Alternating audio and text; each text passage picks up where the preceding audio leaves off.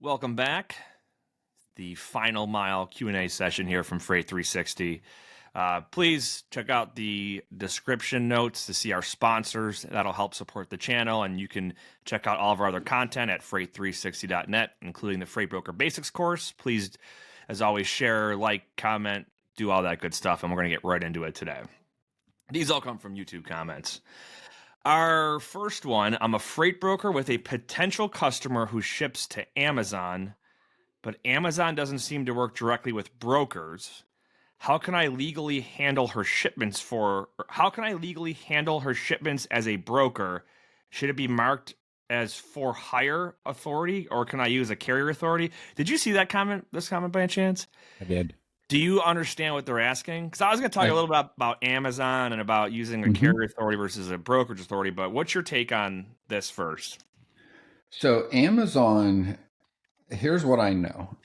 So one, they own their own trucks. They used to, and I think still do, work with some brokers. I know when I was at a large brokerage, we definitely did work with Amazon. But since then, they've definitely developed out both their assets and their brokerage, because I was going to say, they actually approached us now, right? They came to us and they asked us to do some training for their brokerage years ago. That's right. Yes. Now, here's another thing. It really does depend. So Amazon has like two different services that I'm aware of. I looked into this years ago, and I don't know if this has changed, but basically it was like Amazon FBA, which is fulfillment by Amazon, meaning like you could take all of your product and it would sit in a warehouse at Amazon, and as orders come in, they basically ship them out. They charge you a higher cost, right, per unit based on how much of their warehouse they're using and using their trucks. But getting the product to the Amazon warehouse still, like I know people that sell product names and they literally will drive and deliver units in the trunk of their car sometimes to Amazon facilities. If you're doing volume, you very well may be able to do that, because it really depends on your customer's relationship with Amazon. Most of them, and what they used to be, is that like that customer could decide, do they want Amazon to pick their product up at their house or at their local place of business, or do they want Amazon to come and pick it up? That's usually the piece that the customer used to have a decision based on, right? Like, hey, I'm selling 100 toothbrushes a day. I've got 1,000 boxes in my garage. How do I get them to Amazon? Usually that used to be the vendor's decision. Now, what happens after that goes into the Amazon network. One of the things that changed with Amazon was they also outsourced all their local delivery about 7 or 8 years ago. This is probably where the question stems from then. Now, the way those work, those are all independently owned trucking companies, but they're all less than 10,000 pounds. So they're like different in how they operate over what you think of in full truckload. But I believe they're all the same, because I looked at doing one of these when I left TQL with one of the guys that worked. I was like, well, let's look into this. The way those work is independent business owners start a company, and then your only customer is Amazon. But what I didn't like about that was like Amazon dictates everything. They dictate the rate, what you're paid, the volume, how quickly you have to deliver it. You work within their system. So it's like a plug and play business, kind of like a franchise. You own the company, but they dictate all of your revenue, all of the work you do, where you need to take things, what terms, and then you get that set rate. So I don't know. I think he's asking, like his customer's probably saying like, hey, Amazon picks these up, call Amazon and work with them. That customer may or may not be using like Amazon FBA and may or may not be moving enough volume into Amazon's network to begin with for you to do business with them as a freight broker. So here's how I took it, and I'll just, if I'm wrong, oh well, we'll at least explain it. I have a feeling that this person talked to a shipper, and the shipper's like, well, it's customer routed, and Amazon is the customer. So they contact Amazon, and Amazon's like, we're only onboarding brokers. Or we're not onboarding brokers, we're only onboarding carriers. And if that's the case, and you are also a carrier, by all means, you can go that route, and but don't try to onboard as a carrier and then broker the freight out. That's the fine line I want to make sure we address there. Your explanation was pretty interesting. I didn't understand all the inner workings of how Amazon does that stuff, but if the shipper you talk to is a vendor or a supplier for Amazon distribution centers, and Amazon's controlling that freight spend, which they very likely are, because usually the bigger fish is going to control it, Yeah. right? Then yeah, There's you set got rates. to go by their rules. Yeah. So yeah, two things. So like I know one of my closest friends he works in like new product development. He has like a couple products. One of them is it's a picture frame that you put in collectible cards into. So you know how they come in like the plastics once Oh they're yeah. certified. Yep. Well, people want to show them off and there's no way to do that once they're in there. So he has basically developed a picture frame where that thing sits inside there. It's just a normal picture. So he basically has a lot of these in his garage, and based on what sells that week or over 2 weeks, literally goes and takes more to the Amazon fulfillment center. They take it, and then he pays a certain rate for Amazon to handle everything from there. But technically, he could pay someone else to deliver his products to Amazon. And I'm sure there are companies that do this at scale that probably do that. It would really depend on the volume they're shipping into the Amazon network, is one of the questions I would ask. Yeah, and that the comment that this question came from was in regards to a video about legal double brokering for freight brokers. It was a video. We answered something about co-brokering and double brokering and all that. So anyway, our next question. This is in regards to freight guards that we talked about recently. Yep. So this listener said, how about when a broker tells you that you have a 3 p.m. delivery? You get there on time and they tell you, sorry, you don't have an appointment for today. Now the broker wants you to sit there for 2 or 3 days and only give a $150 layover fee. Can they freight guard you if you return the load? So I'll answer the question. Anybody can leave a negative review on whatever site they want for just about any reason. And a lot of the times those sites allow for responses. Like Google, someone leaves a bad review. Like, we get them all the time. Someone's like, we had one the other day and it was like, this customer or this brokerage didn't pay us, or shorted us X amount of money, right? The review's up there. It's 1 star. We dig into it. We find out the carrier screwed up. They didn't, follow their terms and whatnot. And we address it and, we move on. Freight I have a guards question about that. Yes. I was just going to ask you, I've never seen a rebuttal on a freight guard. Do they allow that? And I was going to ask you what you were about to say. I don't know. I don't use Carrier 411. Highway, you can have community notes in there. Google, you can respond to. I don't know on freight guard. I know that they're like permanent now, though. They don't go away. Yeah. But I guess to answer the question, my guess is, they can freight guard you, but again, it's only people leave negative reviews more than they leave a positive review because they're more inclined to do so. They're pissed off and they want to let the world know how angry they are. The reality here is if this is all true and there's no other facts in here, the broker's in the wrong for sure. Or it could be the shipper was in the wrong and then the broker's wrongdoing was leaving the freight guard. If you I had one of these happen over Thanksgiving and it's still going on right now, where a piece of equipment, like an oversized thing, was supposed to pick up Wednesday before Thanksgiving and deliver this week, and the shipper had the dimensions wrong. So the RGN shows up and it's not they're gonna basically escorts and all kinds of other stuff that wasn't planned for. Now this is all going to work out because the customer, it's an auction site for a construction equipment, Ritchie Bros. We've all heard of them, right? They're going to do the right thing and compensate everybody, because they screwed up. The carrier is fine with waiting. They take their reset and they're going to get extra money for layover, etc.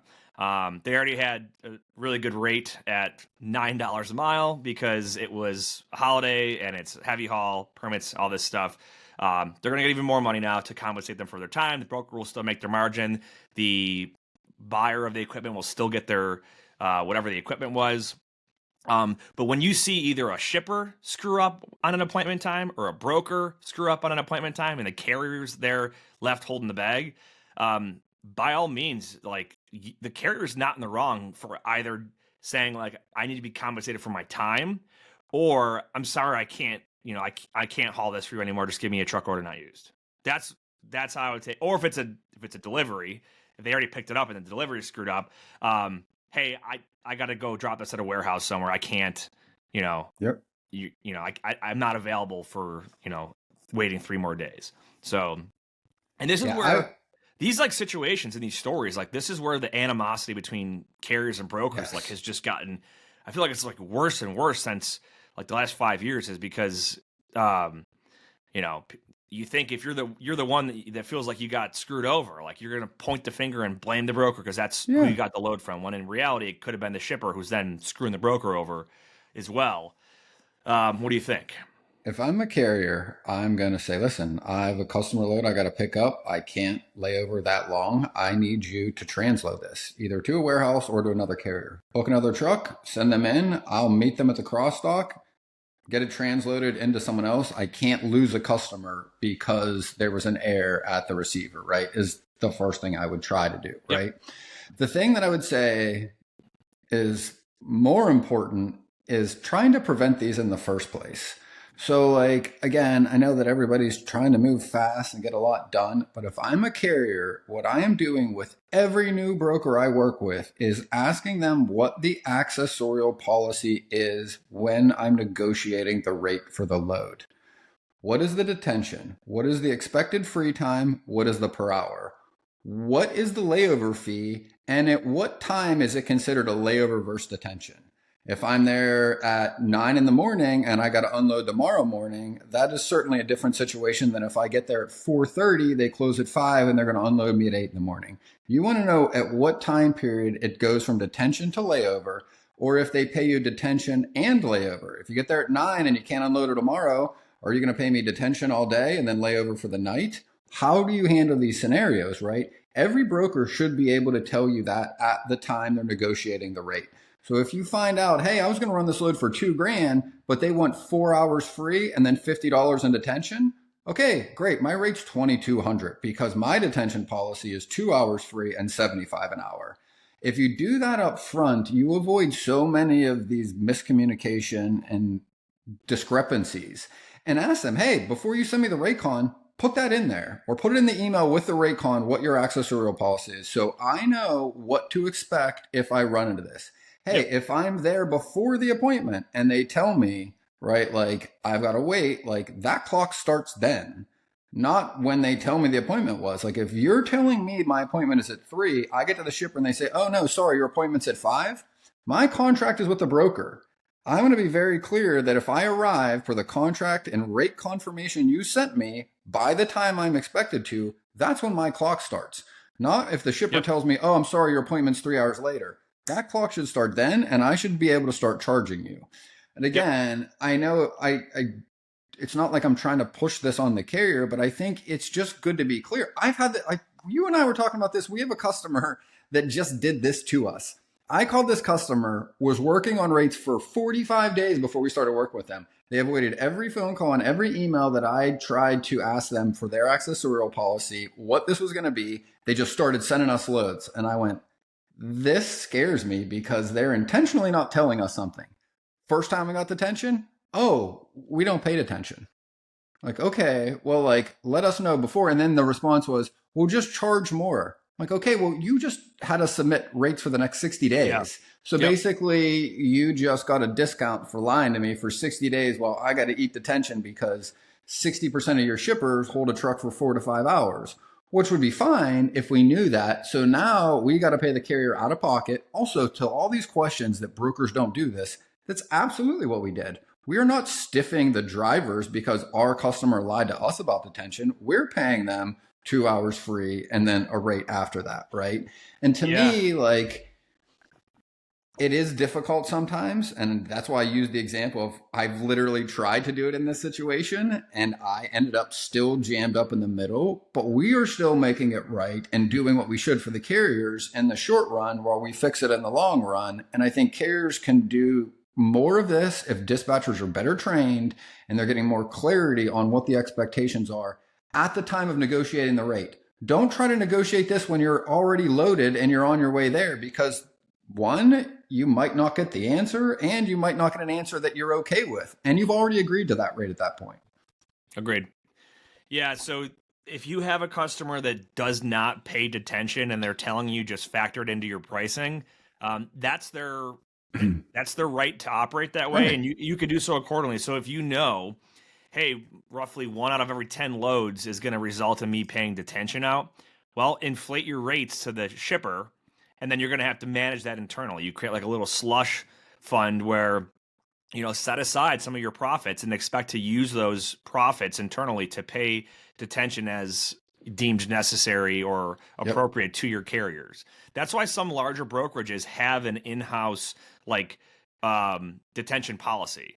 And there's different takes on this. Like, for example, let's say you have a detention policy and it's like, yeah, we're going to pay $50 an hour, or let's say $100 an hour after 2 hours. And then your carrier finds out that the customer is actually paying $150 an hour, and now you're pocketing money that should go to the carrier. Like, there's an argument to be made that, well, you're kind of like taking some of that carrier's money at that point. But on the flip side, for the carriers that, or for the shippers that don't pay detention and it's all part of the rate, there's an argument to be made that, hey, as a brokerage, if I'm going to make my own policy, that's the policy that my carriers agree to. You can kind of see it both ways. So, all right, enough on that. I'll move on to the next one. So this next one was in regards to our broker transparency discussion back on episode 272, I think, of the podcast. Someone commented, this is a terrible analogy. Comparing apples to oranges. In any other industry that involves a broker, every party that is involved knows exactly who's getting paid what and how much is fair right from the jump. Look at real estate. Both buyer and seller agents know the exact percentage and even have industry standards they use of how much they're going to make from the jump, as well as the broker. Nothing is hidden and fair wages are paid. Brokers really should have a set percentage price, and if they want more money, and they should negotiate with the shippers better. That's the way it was. You're right. That is the way that it was. Continuing on. There wasn't all these pop-up brokerages that they have now. You used to have a good broker you built a relationship with, and they would go find you great loads. Both carriers and brokers did right by each other. This person is correct in their historical discussion here. And if you listen to our podcast that talks 273 from last week that talks about the evolution of brokerage, transparency was created exactly to protect the broker when deregulation happened, and it became outdated in our opinion because once the broker started to fund the transaction and make it a two-transaction system, meaning we charge the customer, we pay the carrier, two separate transactions, there's no need for transparency. Now, to address the concern here about real estate is a one-transaction system, the same way that brokerage used to be before the Motor Carrier Act of 1980. When I go, so I 2 years ago, I sold a house, and actually, my wife and I sold two houses, and we bought the house we currently live in. And both of those transactions, when we sold the house directly to the buyers of that house. The buyer of that house, their money came directly to us, minus the commission that went to the agents, right? Or the agent if it was the same one in those situations. That is the way that brokerage used to be, right? The shipper would pay the carrier directly, and the commission would be paid to the freight broker off that sale price. All right, we don't operate that way anymore. Real estate still does. And I can't imagine real estate changing to a way that a real estate agent is going to fund all these transactions. Could you imagine that? Like you get your real estate license, and now you got to get a factoring company to help factor, six-figure transactions. $500,000, $600,000. Yeah. It's just, we don't operate that way. It's just not the reality. We are more like a car dealership, right? Someone sells their car to the dealership resells that car to the new buyer. Here's some other examples. Like the new buyer and the seller, like, don't ever meet each other. And the dealership takes possession. It's like more of like a freight forwarder. But either way, it's his or her debate here is apples to oranges. Ours is apples to apples. in my Here's opinion. the list. I pulled this up because I was curious. Here are the other types of brokers or intermediaries that operate without fully disclosing their cost structures or margins: commodity brokers, produce brokers, seafood and meat brokers, import-export agents, global trade intermediaries, which are agents or trading companies that buy things overseas, do not disclose what they paid for things. What they do is they give somebody a landed cost or delivered price to their customers. Specialty goods brokers, coffee, cocoa, specialty oils, art dealers and intermediaries, commercial insurance brokers, surplus lines brokers, those that are placing coverage in specialized non-admitted markets, frequently maintain without providing costs. Clients just see the quoted price. Here's another one: talent agents, entertainment managers. They do not tell who is paying for somebody to come and speak or give a concert what they're paying for the actual talent to come and do those things. Recruitment agencies, staffing firms, neither of which will tell you what they pay the person coming to do the work. They just give you the cost for somebody to show up and perform that work for you. And also mergers and acquisitions, hedge funds, and asset managers are all just a few other brokers that operate very similar to the way freight brokers do and do not disclose their costs. What they might do is have an agreed upon commission with the, like, for example, a talent agent might, or let me use the I'm trying to think here. Like some of those Recruiters. might have an agreed upon, like, hey, I'm going to charge you a commission of X to do this. But yeah, the whoever's buying the service doesn't know. And there's no rule, there's no CFR in place that requires the transparency of those. Could you imagine? It'd be insane. So, and I know, like, they call them speaking bureaus do the same thing. Like, you go to these things as a company. Say you're just like a large company, for example, you're Microsoft, and you want somebody to come speak at your quarterly event to all your managers. You go to a speakers bureau and you say, hey, this is the topic we'd like you to cover. Who do you have in your bureau that would be a fit? That company goes, oh, we've got 4 or 5 speakers that could speak on that. Here's our rate. They do not say, hey, this is what we pay these people per hour to come and speak for you. This is what we charge you to choose from this variety of services. The purchaser or consumer, Microsoft in that case, gets a better variety. They have a known price to negotiate. What is the benefit to the people on the other end? The people that actually do the speaking, they get more gigs because they have a larger reach and they don't have to sell and do all the administrative things. How much money that company makes in the middle is not disclosed to either side. yeah, exactly. All right. Good discussion on that one. Let us know your thoughts in the comments. We'll keep this. The transparency thing is going to probably be a topic for until we get into January and see what happens, and then beyond that. All right, our final one, real quick here. Someone asked. We talked about loadouts and power only. Someone said, "Can you explain power only with loadouts?" Thanks. Yeah. So really quickly, a loadout is and a power only loadout is when a power only truck, meaning it's just the truck, the tractor, right? No trailer behind it. The tractor alone is going to move a trailer from point A to point B. The loadout part of it is when that driver is allowed to use that trailer to load someone else's cargo and deliver it along the way. So, for example, let's say I'm in New York, you're in Florida. Let's say there's a company that wants to move an empty trailer. Maybe it's brand new, right? Brand new trailer needs to go from Buffalo to Boca, where you are. Power only driver can pick, if the loadout is allowed, power only person can pick up the trailer in Buffalo, right?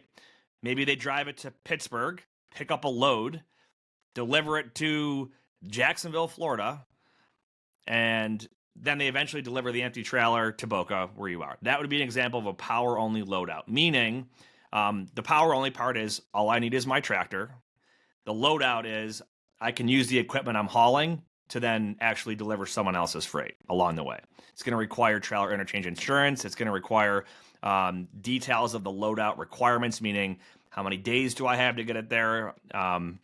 Is there any restrictions on what I can and cannot haul and that equipment? So, like, if someone's moving a a reefer or a tanker or something, they might say you can haul whatever you want except these commodities because of the risk of it could be damage, contamination, you name it.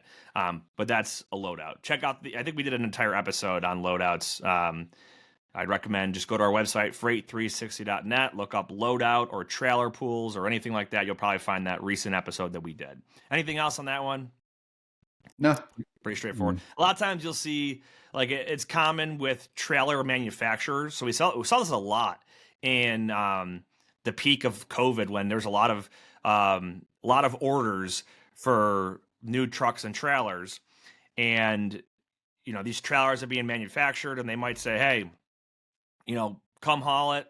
You can use it for 10 days. Just get it to where it's got to go. It's got to be there in 10 days, though. So this driver kind of like gets double, right? They're going to probably get a little bit less than market rate on the actual trailer move, but they get a free trailer for 10 days. They can haul whatever they want with that trailer for 10 days as long as they get it delivered to where it's got to go. So they kind of make, you know, two streams of income on the same transaction. So good question. Keep them coming our way, and we'll keep answering them. We got anything exciting or fun coming up? We got some guests on. We're getting towards the end of the year. Yeah, I reached out to get Ken on the show. I'm going to send a follow-up email. Steven, if you want to reach out to him, I'm sure you'd probably interact with him more on X and whatnot. Oh, yeah, we're trying to go through DAT's communications guide. Speaking bureau, yeah. Yeah, there you probably go. Exactly the same thing we were talking about. Yep. All right, well, good stuff. Ben, final thoughts. Whether you believe you can or believe you can't, you're right. And until next time, go Bills.